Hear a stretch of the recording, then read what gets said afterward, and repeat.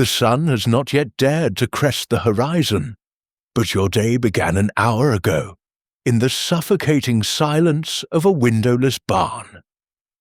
You lie upon a bed of straw that is more damp rot than bedding, listening to the rhythmic breathing of 7 others sharing this narrow space.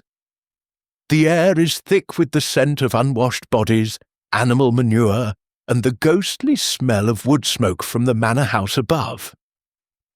You pull a tattered wool blanket tighter, but it does nothing against the damp chill of a 10th century winter.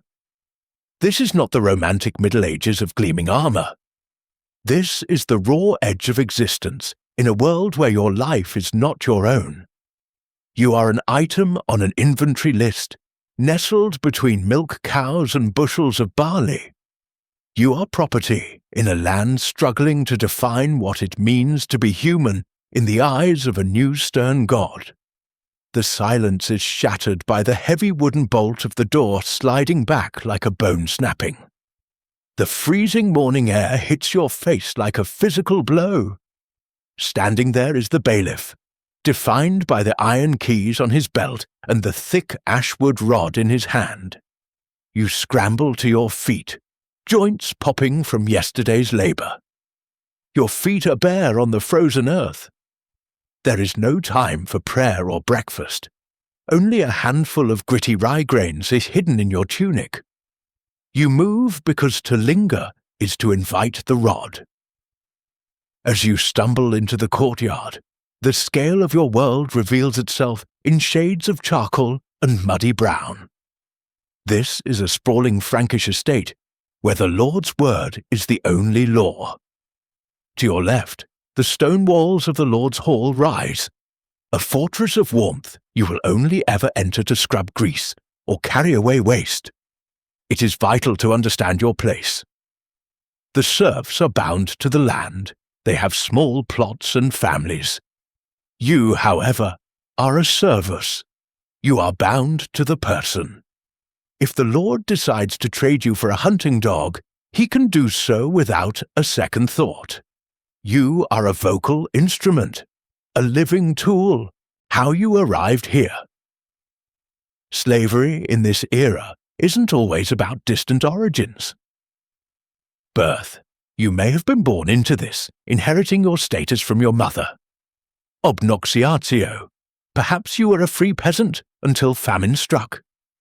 To save your children, you walked to the manor and offered your soul for grain, a legal self-sale into bondage. War.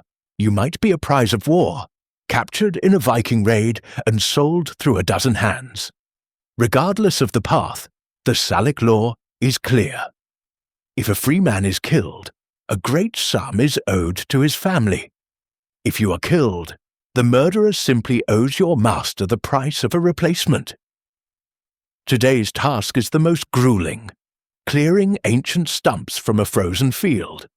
You are handed a heavy iron mattock. As you strike the earth, the vibration shudders through your bones. Every swing is a battle. Around you, there is no conversation. Energy is a resource too precious to waste on words. Every breath is a white plume of steam, a fleeting sign of the life being slowly extinguished by the estate's demands. By midday, your back is a map of agony. Your hands are cracked and bleeding. You watch the free peasants in the distance. They are poor, but they own their children. You see the way they look at you, a mixture of pity and the terrifying fear that they might one day share your fate. You are the shadow that haunts the dreams of every free man. A young slave girl brings a bucket of watered-down ale and hard bread filled with chaff. You sit in silence. In this world, social bonds are dangerous. To love another slave is to give the master a weapon. If you become attached, that is the person the master will threaten to ensure your compliance. Isolation is your only armor. The afternoon is a blurred montage of pain. You are a ghost that has not yet had the decency to die. But as the light fails, the routine breaks. The bailiff is whispering with the head groom, looking toward the slaves with an unfamiliar expression. The next morning, the bolt does not snap back with violence. Instead, a new voice, refined and melodic, murmurs outside. When the door opens, the bailiff stands beside a clerk of the church, draped in charcoal wool with a silver cross. He carries a roll of authoritative parchment. You are led not to the fields, but to the stone chapel. The Lord is there, looking profoundly irritated. The clerk begins to read in Latin. He speaks of the church's unease with trading Christian souls. He speaks of a new status, the colonus. You are being transitioned from a thing to a person, bound to the land. This isn't born of mercy, but efficiency. The church and king have realized that a man with a tiny patch of soil to call his own works harder than a slave with no stake in the earth. You cannot be sold away from this estate.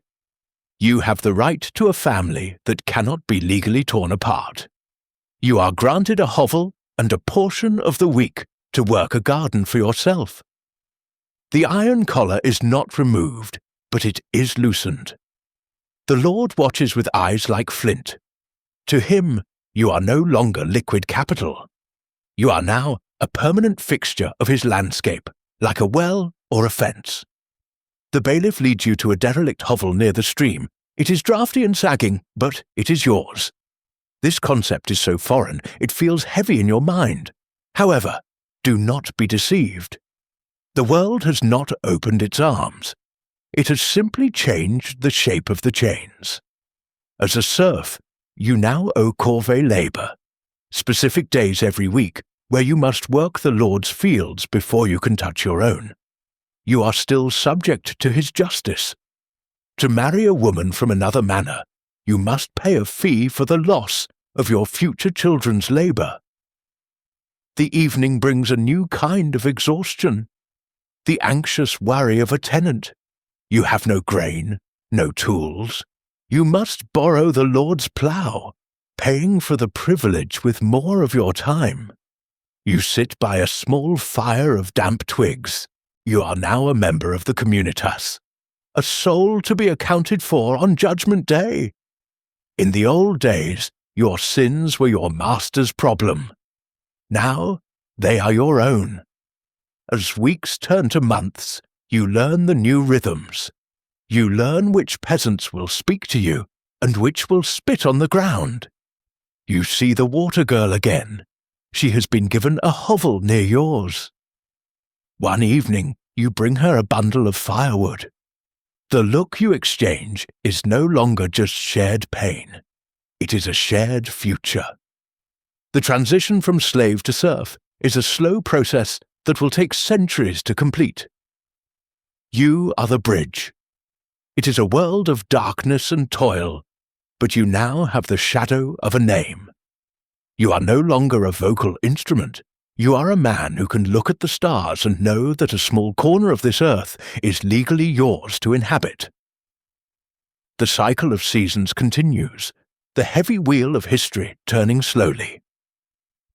You remain a silent witness to the birth of a new age, a survivor in a land that never intended for you to survive. You move from the darkness of the barn into the grey light of the village, walking on your own 2 feet. This is your reality. And finally, it is yours